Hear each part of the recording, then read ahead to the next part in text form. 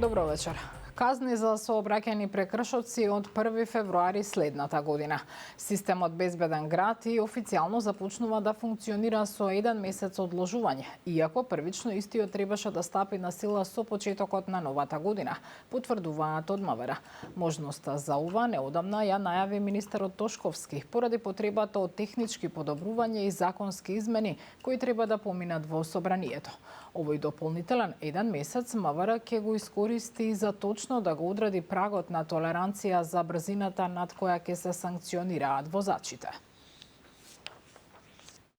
За редовната примена е предвидено да се донесе решение според европските стандарди и практики и се очекува тогаш да се утврди и прагот на толеранција кој секако дека ќе биде во интерес на граѓаните. Целта не е Министерството за внатрешни работи да казнува за минимални надминувања, туку да ги спречи опасните брзини и безобзирни употреби на моторни возила кои предизвикуваат сообраќајни незгоди и кои одземаат човечки животи. Системот ќе продолжи да се развива и надградува и во иднина. Безбеден град ќе прерасне во безбедна држава и ќе го регулира сообраќајот низ целата држава. Еволуцијата на системот Безбеден град ќе биде исклучително важна инвестиција во безбедноста на сите граѓани и целата држава. Ќе го регулира сообраќајот и ќе ги санкционира сите оние кои не ги почитуваат сообраќајните правила и прописи. Опозицијата свесно шири страф и паника за мигрантите и за тоа треба да се одговара. Премиерот Мицкоски ги повика институциите да реагираат со цел, како што рече, да се заштитат граѓаните од секојдневното вознемирување од страна на Филипче и СДСМ за темата мигранти и азиланти. Председателот на СДСМ пак порача премиерот да не се заканува и да соработува со опозицијата. И разбирам, таа тема да ја покренете еднаш-два пати, но кога веќе официјално стигнува демант од председателот на владата, од соодветните министерства, внатрешни, надворешни, мислам дека сега од тој момент па натаму вие го поминувате Рубиконот и вие свесно и покрај демантите ширите паника и страф и за тоа во кривичниот законник се предвидени одредени санкции. Јас ги повикувам соодветните органи да излезат од тие октруирани стеги на претходната влада на СДСМ и ДУИ и против овие лица да покренат, би рекол, процеси, затоа што многу мина од граѓаните загрижени, со право, ми се јавуваат и ме прашуваат и покрај тоа што, веќе една недела цело време зборуваме со деманти и кажуваме дека такво нешто нема да се случи. Сметам дека премиерот не треба да се заканува, поради тоа што е многу сериозно прашање кое што потекна од британските релевантни медиуми. Тука многу добро сакаат да го испинуваат, да го превртат, да се закануваат. Прашањето се уште стои и не е одговорено. Не е доволен ставот на премиерот. Еве го предлог документот, резолуција со која што тоа од што сите стравуваме, а што го најавија британските медиуми, нема да се случи. Вистинското прашање зошто нема одговор на нашето прашање ВМРО ДПМН и премиерот да потпишеме заедно резолуцијата и така да изгласаме во собранието. Пратеникот од ЗНАМ Павле Арсовски денеска реагираше на изјавите на подпредседателот на собранието и член на извршниот комитет на ВМРО ДПМН Антонио Милушовски по синокишното гостување во само интервју кај Гоце Михајловски, кадето изрази сомнеж во работењето на министерот за правда Игор Филков.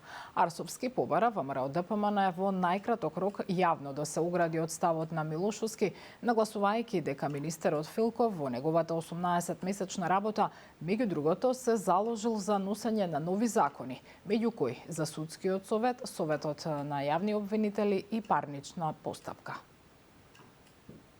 Антонио Милошевски е последниот кој има кредибилитет да држи лекции за правосудни стандарди.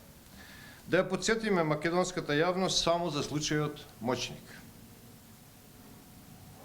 Го слушнавме како објаснува што би направил и што би реконструирал кога тој би бил премиер.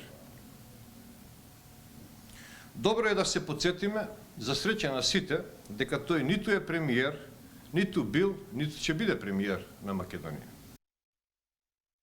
На меѓународниот аеродром Скопје денеска свечано беше испратен 3 милионитиот патник во една година. Бројка која за прв пат ја достигна скопскиот аеродром од неговото постоење.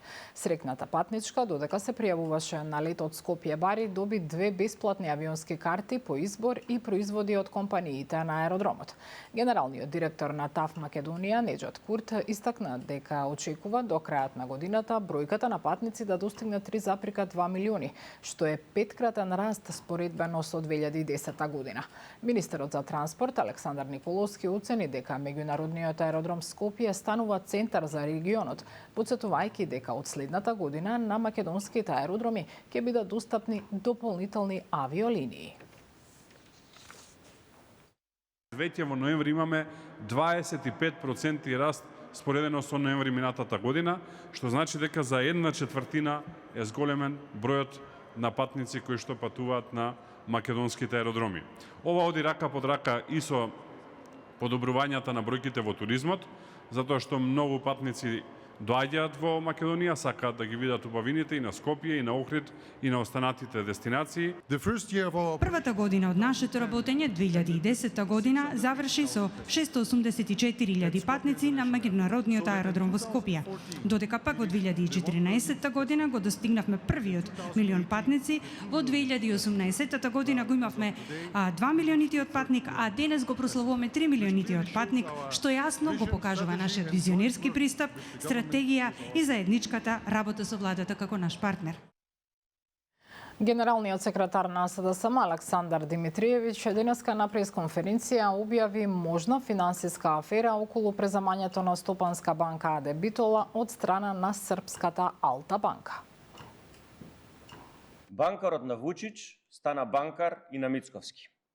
Пред само 2 месеци српската Алта банка ја превзеде Стопанска банка АД Битола. Српската опозиција редовно го обвинува Мацура за криминал. Медиумите во Србија го врзуваат пријателството и со Милан Радојчич, кој е под американски санкции и на црна листа. Бараме финансиското разузнавање и финансиската полиција да отворат истрага за ова крајно сумнително превземање. Бараме да се испитаат потеклото на парите и ризикот од перење пари. Од Алта банка АД Битола најостро ги отфрлија наводите во пресконференцијата на СДСМ, кои ги оценуваат како невистинити и манипулативни. Зачудувачки е што токму СДСМ партија, која претендира да биде сериозен политички фактор, си дозволува да пласира неосновани и неточни информации за субјект од банкарскиот сектор, со што внесува несигурност во банкарскиот систем, а со тоа директно ја доведува во прашање сопствената политичка одговорност и кредибилитет. Дополнително, зачудувачки е тоа што СДСМ ги изнесува истите ставови кои во изминатиот период ги застапуваше нивниот долгогодишен политички партнер ДУИ.